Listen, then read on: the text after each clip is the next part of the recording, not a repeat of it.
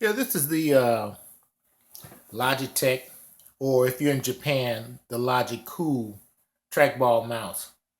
Now, this video is about the trackball mouse, especially, well, we started out with the, in my experience, the first one was the Microsoft mouse. And I fell in love with that one primarily because it was programmable. This one came along after the Microsoft disappeared, and its advantage is that it was wireless. As far as programmability, not quite as much, but a little bit.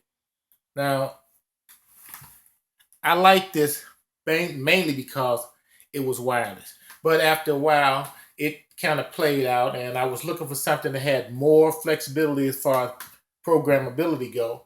And eventually, I looked on the internet and I found this Sanwa. Now, it's a 5-button laser wireless trackball mouse from Japan. And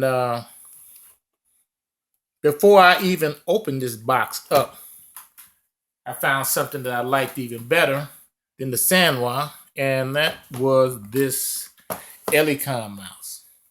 Now, it's also a wireless trackball mouse, and it has programmable buttons to a certain degree. But I like this mouse because of the way it's shaped and also the look, and of course the fact that it's wireless. Now, this mouse has another feature to it. It has actually, there are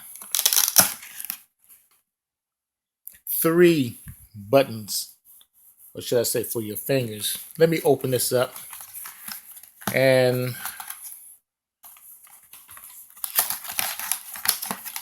take it out of here. This is the box here.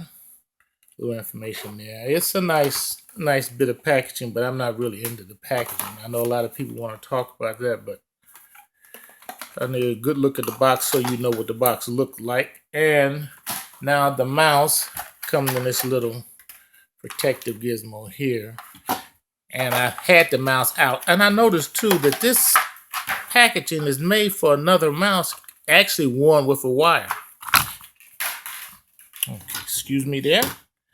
And let me reorganize. Now, here is the Elecom mouse.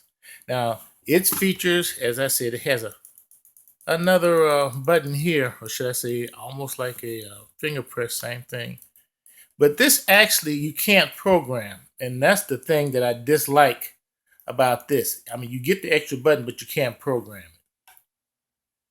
Now, this has a tilt function on the scroll wheel, and it also has a DPI accelerator, which I think is really excessive.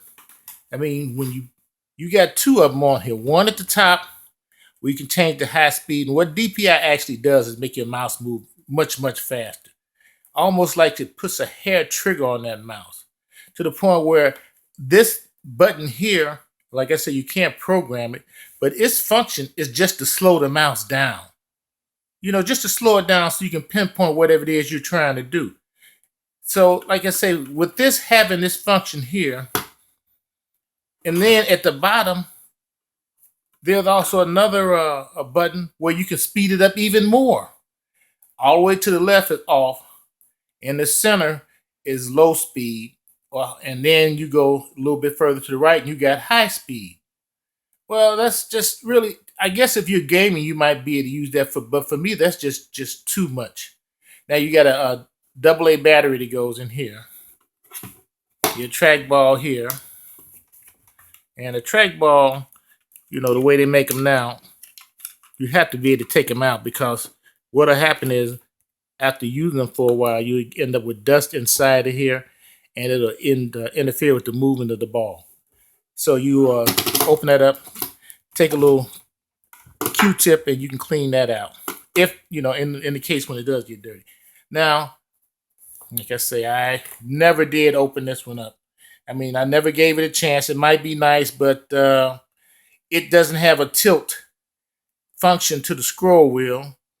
And that right there made me say, well, I'll just put this one to the side because that's one function that this one had that one didn't have. This also has two other programmable buttons here. Now, the other thing too about this is they're trying to get the program, or should I say the software, to program this thing.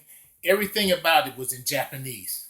So you're going to have problems. You have to actually go online and let's say program that you download for this particular mouse. It's called Mouse Assistant. And you can find the English version of it. And once you download it, it will let you program these buttons on here. But let me warn you, there's one button for a magnifying glass. Don't program that in here, because once you program it in and you go into magnifying, you can't unmagnify it. There's a button to zoom up. There's a button to zoom down. There's not a situation where you got a button where you can zoom up and down. And so, like I said, the programming on here is really the bad part about it, the thing I don't like. But other than that, it's a great mouse.